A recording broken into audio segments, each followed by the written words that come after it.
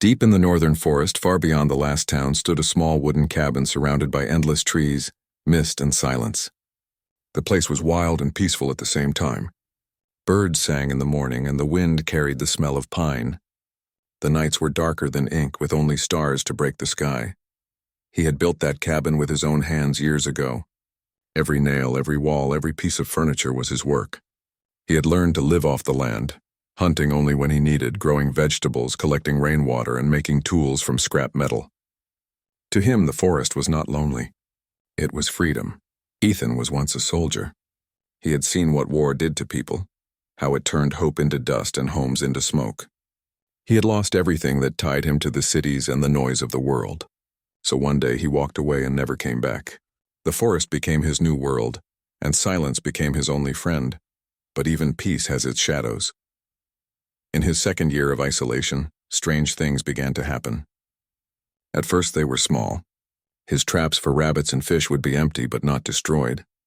The bait would be gone and the snares would be neatly reset, almost as if someone had checked them before him. Sometimes he woke up in the middle of the night to faint sounds outside, a low hum, soft and steady, like a machine breathing in the dark. Ethan thought it was his imagination. Maybe he was hearing the wind or the forest itself. But soon he couldn't ignore what was happening. One morning he found footprints near his garden. They were not animal tracks. They were light, delicate, and oddly shaped. Like a human's, but longer, the toes slightly pointed. He followed them for a while, but they disappeared near a stream. For weeks after that, he felt watched. He could sense eyes on him, though he never saw anyone. He tried setting up traps around his cabin to catch whoever or whatever only was out there. But every time the traps were triggered and carefully disarmed. Whoever it was, they were smart. Ethan's instincts told him to stay alert. He had lived through ambushes before. He knew when someone was observing him. But this was different. There was no threat, no sign of harm. It was as if someone was guarding him and making sure he stayed alive. Then came the storm. It started one evening when the sky turned black faster than usual. The wind howled like a living creature, bending trees until their branches snapped. Thunder rolled across the mountains and rain hit the roof like hammers. Ethan locked his doors and sat by the fire, holding his old rifle just in case.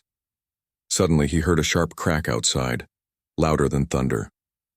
He ran to the window and saw one of the tallest trees near his cabin leaning toward him, ready to fall. There was no time to run. He braced himself as the massive trunk started to break. But then, in the middle of the storm, a blue flash sliced through the darkness. The tree froze for a second, then split cleanly in half, falling harmlessly to the sides of the cabin. The rain hissed as the air filled with strange light for just an instant. Ethan stepped outside when the wind finally calmed. The storm was fading and the forest was eerily quiet. He looked at the fallen tree, its cut surface smooth, almost polished, as if by a blade of energy. No chainsaw, no tool could have done that, and certainly not in the middle of a storm. He searched the area for hours, but there was nothing. No footprints, no machines, no sign of anyone nearby. Yet he knew something had saved him that night. The next morning, when the sun rose over the wet forest, Ethan saw something unusual near the broken tree. A single leaf floated in the air, or seemed to. It was caught in a faint shimmer, like invisible threads holding it up. When he moved closer, the leaf fell suddenly, as if whatever force had held it vanished at his touch. It made him uneasy, but also curious. "Who are you?" he whispered into the empty forest. There was no answer, only the whisper of wind. Days passed. Ethan couldn't stop thinking about what had happened. He began keeping a journal again, something he hadn't done since leaving civilization. In it, he wrote about the strange lights, the disarmed traps, and the tree that had been cut in half by a beam of blue light. He even gave his unseen presence a name, the Watcher. At night, he would sit outside near the fire, looking up at the stars, talking softly as if someone was listening. He spoke about the world he left behind, about the wars and cities and how humans destroyed their own peace. Sometimes he felt foolish for talking to empty air, but other times the air seemed to hum quietly in response, like it was alive. Then came the day of the accident. Ethan was chopping wood near a steep hill when the ground beneath him gave way. The soil, soaked from the last rain, crumbled and he fell hard, sliding down into a shallow pit. Pain shot through his leg and he had twisted it badly. He tried to climb out, but the slope was too slick. Hours passed. The sun began to set. He shouted, knowing no one would hear him. And then, just as darkness swallowed the forest, a soft blue light appeared above the pit. Ethan squinted, thinking it was his mind playing tricks. But the light grew brighter, forming a shape. A tall, graceful figure moving toward him. He couldn't make out the details, only the outline of something, or someone, not human. A gentle hum filled the air, and then a beam of light extended downward. It touched his leg and the pain vanished instantly. The figure didn't speak, but he felt warmth, safety, a calm he hadn't felt in years. He tried to speak, but his voice caught in his throat. When he blinked, the figure was gone and he was standing again on solid ground, his leg completely healed. There was no sign of a fall, no wound, no light, just the quiet forest around him. Ethan looked down and noticed something half buried in the soil where the light had been. He picked it up, a small metallic shard, smooth and warm, humming faintly in his hand. Symbols were etched into it, glowing softly before fading away. That night, Ethan couldn't sleep. He kept turning the shard over in his hands, wondering what it meant. The next morning, when he placed it on the table, it emitted a faint pulse as if responding to his heartbeat. For the first time in years, Ethan felt something he hadn't known in a long while. Connection. Someone, somewhere, was watching over him. And deep inside the forest, unseen among the trees, a figure stood in silence, her luminous eyes observing the small wooden cabin. Her body shimmered faintly, blending with the air around her. She watched as Ethan lit his fire and stared at the mysterious shard. The alien woman had protected him again, and though he didn't yet know her name, their fates had already begun to intertwine. For years the forest had been his home, his world of silence and peace. But ever since the storm, since the tree had been cut in half by a flash of blue light, things had changed. He couldn't ignore the strange events anymore. His trap still got reset and his firewood pile seemed to grow on its own. Sometimes when he left tools outside, they were cleaned and placed back neatly. Nothing was stolen and nothing was broken. It was as if someone was taking care of him. Quietly, secretly. The small metallic shard he had found after his fall became his most valued possession. It hummed faintly every few hours, glowing with a soft blue light. When he touched it, it felt warm and alive. He didn't understand it, but he could feel that it was connected to whoever had saved him. Ethan was not a man who believed easily, but deep in his heart he knew. Someone was watching over him. One night he decided to test it. He walked far from his cabin into the darker part of the forest, carrying a lantern and his old camera. He set the camera to record and left it near a clearing where strange sounds often came from. Then he hid behind a fallen log, waiting in silence. Hours passed. The forest was alive with insects and the whisper of wind through leaves. The moon shone faintly through the mist. Just as he was about to give up, a faint hum began to fill the air. Low, steady, and not from any animal. Ethan held his breath. The hum grew louder. Then a faint shimmer appeared near the clearing, and it like heat rising from a road, bending the air. The shimmer moved slowly, graceful and almost human in shape. Ethan's heart raced. He lifted his camera slightly, trying not to make a sound. But the instant he pressed the record button, the light flickered, and the camera screen went black. The battery was full, yet it died instantly. The shimmer paused as if sensing him. For a few seconds, the air itself seemed to hold its breath. Then the shape vanished completely and the forest went silent again. When he checked the camera later, the footage showed nothing, just static. But when he replayed the sound, there was something unusual. A faint mechanical whisper repeating one word again and again. Protected. Protected. Protected. The next morning, Ethan followed his curiosity deeper into the forest than ever before. He tracked the strange footprints he had seen weeks earlier, the long light marks that didn't belong to any human or animal. They led him to a rocky cliff covered in moss and vines. At first glance, it looked ordinary, but when he brushed the vines aside, he found a strange metallic wall hidden behind them. The wall wasn't natural. It was smooth, silver, and cold to the touch. It curved slightly as if it was part of a larger structure buried underground. There were faint glowing lines running through it like veins of light pulsing slowly.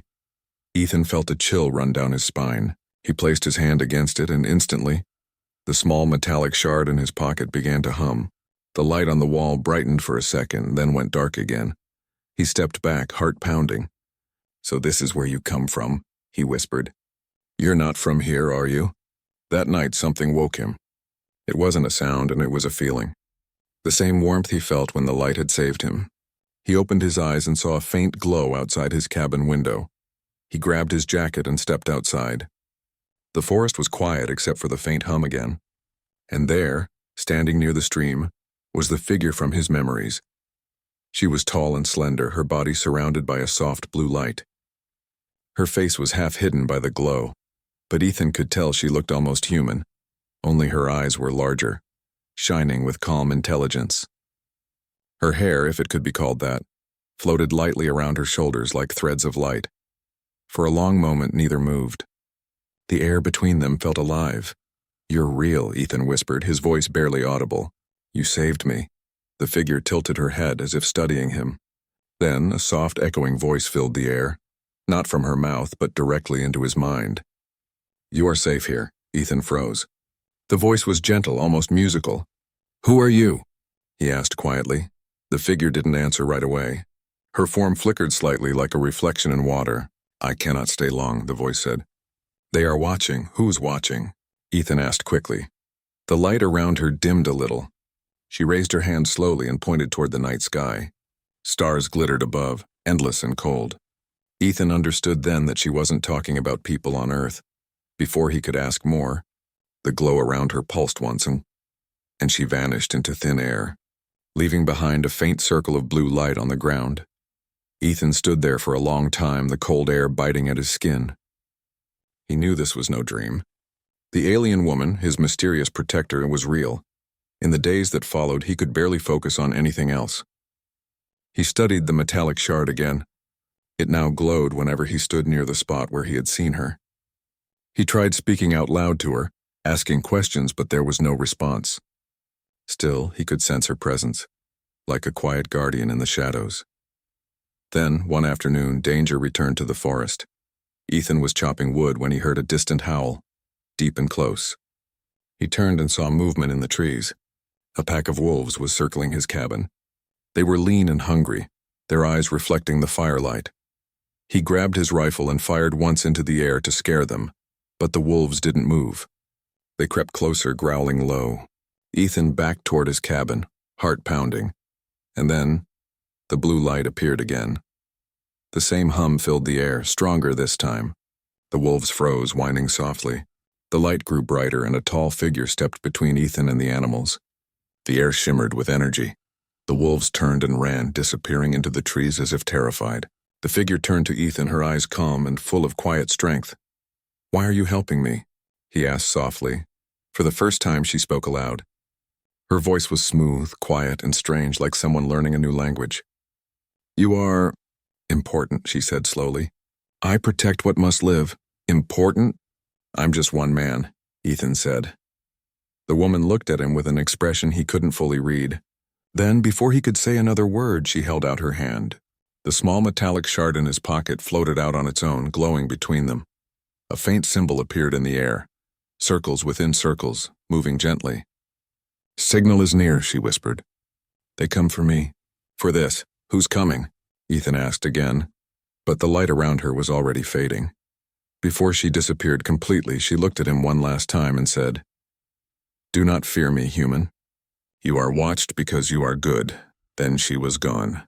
The forest was silent once more. Ethan sat by his fire that night, unable to rest. He replayed her words over and over. "They come for me." Who were they? Why was she hiding on Earth? And why did she think he was important? He looked out the window at the dark forest where faint blue lights occasionally flickered between the trees.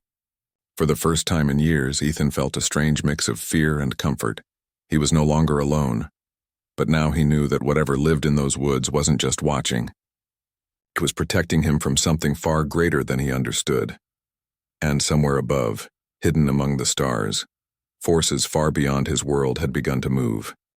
They no longer felt silent, and they felt alive, charged with invisible energy. Ethan Cole could feel it in the air, in the earth beneath his boots, even in the hum of the strange metallic shard that never left his pocket. Ever since he had met the alien woman, the one who called herself his protector, Ethan had been restless. He kept replaying her words, "They come for me." For this, he didn't know who they were, but her warning echoed in his mind every time he looked up at the stars. He had always loved watching the night sky, but now, the stars seemed different, brighter, sharper, as if something was out there watching back. Ethan began to study the shard more carefully. He built a small workbench inside his cabin, cleaned his tools, and set up an old solar battery to power his devices. Each time he connected the shard to a small circuit, it reacted. It glowed softly, showing patterns that looked like maps or symbols. Then one night, something unexpected happened. As he touched the shard, it suddenly projected a beam of blue light into the air, not bright, but clear enough to form shapes above his table. Ethan stepped back, eyes wide. The projection showed a planet, green oceans, silver clouds, and two suns in the sky. Then came another image, the same planet on fire, covered in dark ships and explosions. A soft voice began to speak from the light, broken but understandable. Guardian protocol active. Protect human. Threat level, high. Ethan froze. The voice was female, calm, gentle, but clearly not human. Protect human? He whispered. Why me? The image shifted again. This time it showed Earth. A signal seemed to move from the burning planet toward Earth, landing somewhere in the northern mountains, exactly where his forest was. Then the light faded, and the shard went silent again. Ethan stood still for a long time, trying to make sense of it. Whoever she was, she hadn't come to Earth by accident. She was hiding, and somehow he was part of that mission. The next day, the forest was strangely quiet. Even the birds didn't sing. Ethan noticed faint lines of smoke in the distant sky, not from fire, but from something burning high in the atmosphere. He had seen trails like that before, back when he served as a soldier. They were the marks of ships or missiles. That night the humming began again, stronger than ever. The air shimmered outside his cabin, and she appeared once more.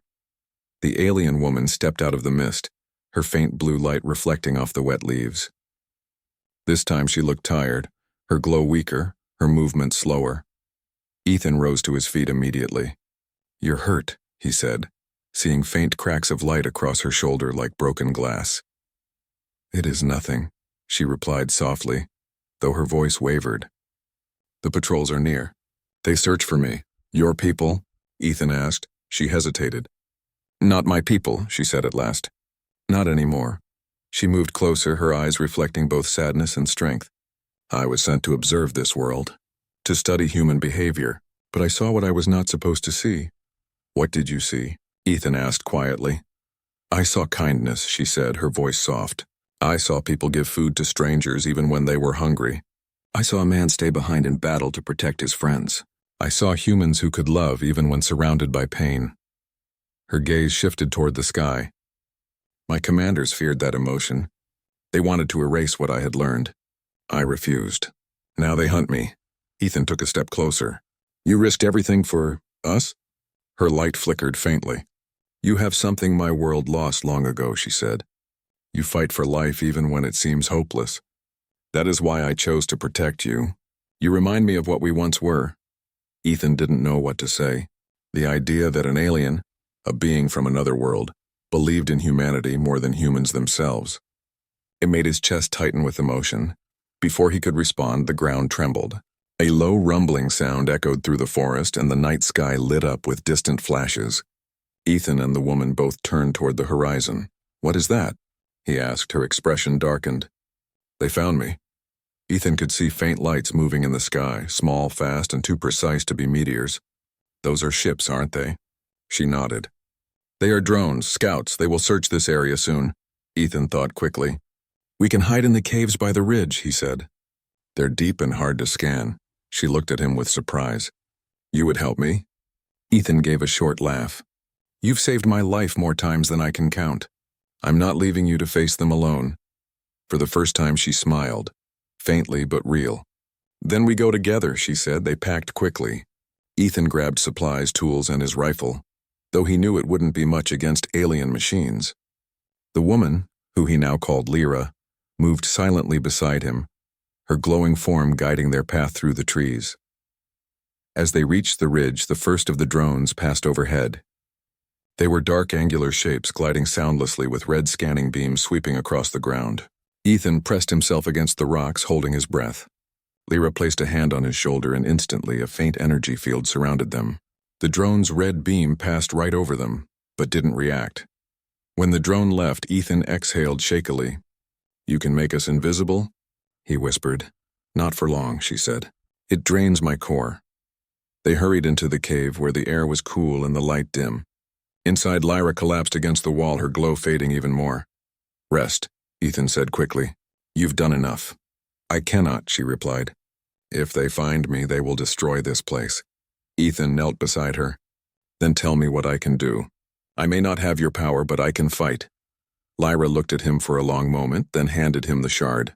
"This contains my code," she said softly. "If I fall, you must take it to the high mountain. There is a signal station there, old human technology. You can send my message to your world's satellites. They will know I came in peace." Ethan frowned. "You're talking like you won't make it." Lyra smiled faintly. "If I do not, someone must remember why I came." "You will." He gripped the shard tightly. "Then we'll make sure you do make it." The next few hours were tense. Drones passed above the forest again and again. The sound of engines echoed faintly through the night. Ethan and Lyra stayed hidden in the cave, the shard's faint light illuminating their faces. Ethan found himself studying her calm eyes, her strange glow, her quiet presence that somehow felt more human than most people he'd known. "You know," he said quietly, "I used to think humans were the problem. I came here to escape everything, and now?" she asked. "Now," he said, looking at the shard in his hand, "I think maybe we still have something worth saving." Lyra looked at him, her expression soft. "That is why I chose you." Before Ethan could speak again, the sound of engines grew louder. Dust fell from the cave ceiling. Lyra stood, weak but determined. "They have found us," she said. Ethan raised his rifle even though it felt small compared to what was coming. "Then we make them work for it," he said with a grin. Lyra's faint smile returned. "Human courage," she said softly. "It never changes." The blue light around her began to build again, brighter than before. Ethan felt the air around them vibrate. Outside, the sky flickered with red flashes as the enemy descended closer. He looked at her, this alien guardian who had chosen to protect a single man on Earth, and realized that whatever happened next, humanity's strength was not in its weapons or power, it was in its heart. And as the first beam of red light cut through the trees, Ethan stood ready beside her, knowing the truth at last. They were not fighting for one man. They were fighting for the idea of what humanity could still be. Ethan Cole stood at the entrance of the cave, his rifle tight in his hands, his heart steady. Beside him stood Lyra, the alien woman who had once only been a mysterious light in the trees. Now she was his friend, his guardian, and perhaps something even greater, a reminder that humanity was worth saving. The forest around them shook as enemy drones descended through the clouds. Their lights cut through the darkness like sharp blades. Ethan could hear the hum of their engines and the soft echo of machines searching for their target. Lyra's glow flickered weakly, but her eyes were calm. "They are here," she said quietly. "They will not stop." Ethan looked at her, then at the shard in his hand, the strange piece of metal that held her energy, her code, her memories. "You said if they get this, they'll destroy everything connected to you." "Yes," she said softly. "And if they find me, they will erase me. But if you send the message through your old human satellite station, the truth will survive." "Then that's what we'll do," Ethan said firmly. "We'll make sure your story gets out." Lyra looked at him for a long moment. "You are willing to risk your life for something not of your world." Ethan smiled faintly. "You risked yours for me first." They left the cave before dawn. The forest was heavy with fog and the air smelled of burned metal. Smoke rose in the distance where a drone had crashed into the trees during the night. Lyra moved slowly, each step draining her energy, her light flickering like a candle in the wind. Ethan supported her as they walked, his mind racing. The signal tower wasn't far, an old military communications site on the highest mountain ridge. It had been abandoned long before he came to live in the forest, but he remembered its structure. If he could get it working again, they could send Lyra's message.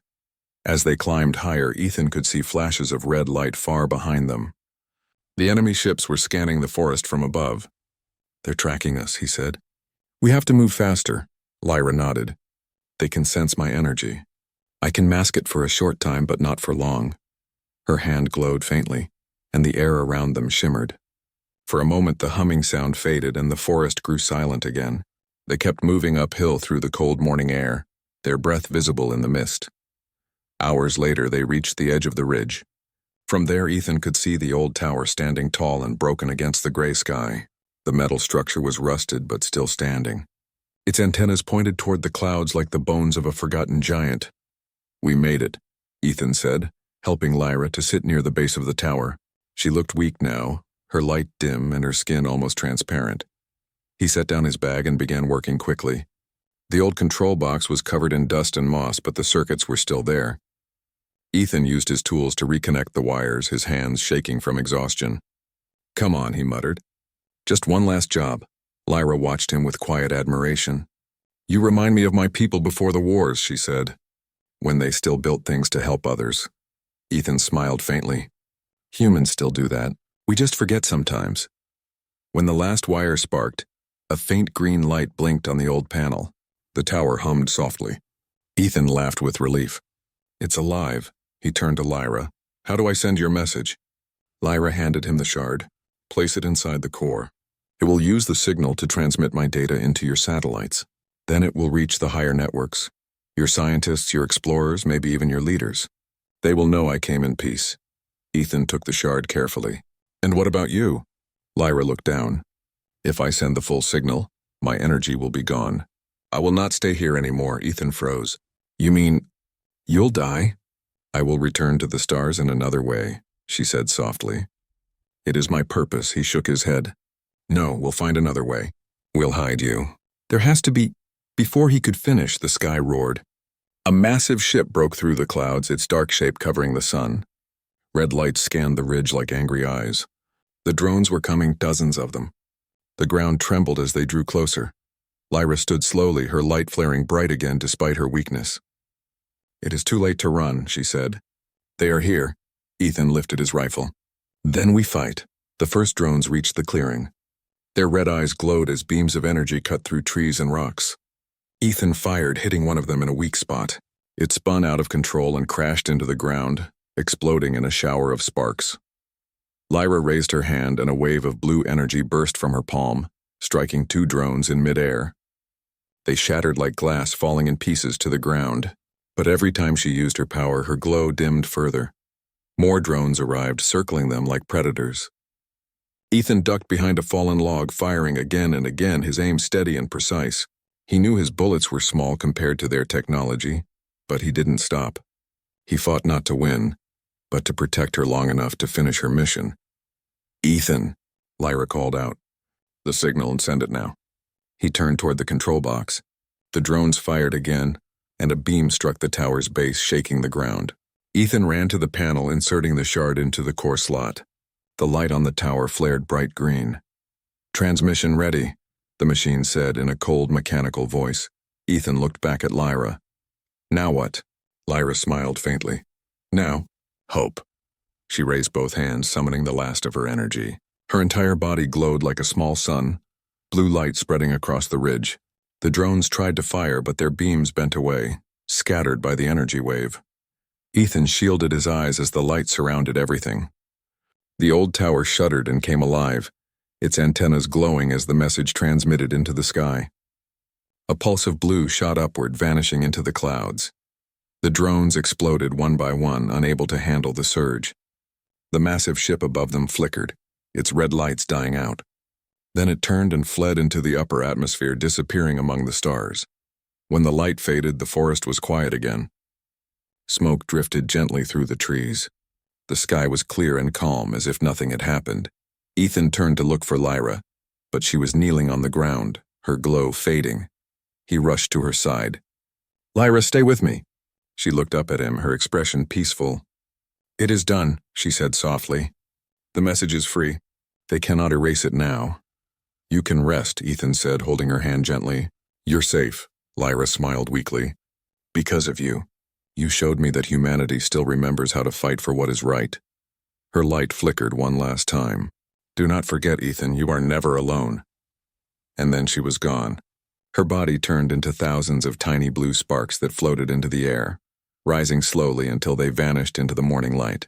Only the metallic shard remained on the ground, glowing faintly with her symbol, a circle within a circle. Ethan sat there for a long time, watching the sky where she had disappeared. The forest around him was silent, peaceful once again, but it no longer felt empty. He picked up the shard and slipped it into his pocket. "Thank you," he whispered. Weeks passed. The forest began to heal from the battle. The animals returned and new trees grew where fire had burned. Ethan rebuilt his cabin, though this time he added something new, a small stone monument beside it. On top of the stone sat the shard, glowing softly at night. People from nearby towns eventually came looking for him. They had seen strange lights in the sky that night and wanted to know what had happened. But Ethan said little. He only told them that the world was bigger than they thought, and that not all who came from the stars were enemies. Sometimes, on quiet nights, he would look up at the sky and see a faint blue streak moving among the stars. He didn't know if it was just his imagination or something real, but he liked to think it was Lyra, still watching over him, and when the wind moved through the trees, carrying the soft hum of energy he had come to know so well, Ethan smiled. He was no longer the man who ran from the world. He was the man who had seen it from the eyes of another, and learned that humanity's strength was not in its weapons, but in its heart. The forest, once a place of loneliness, had become a symbol of connection, between worlds, between souls, between what was human and what was beyond. And somewhere among the stars, Lyra remembered the human she had once protected, the man who taught her what it truly meant to be alive.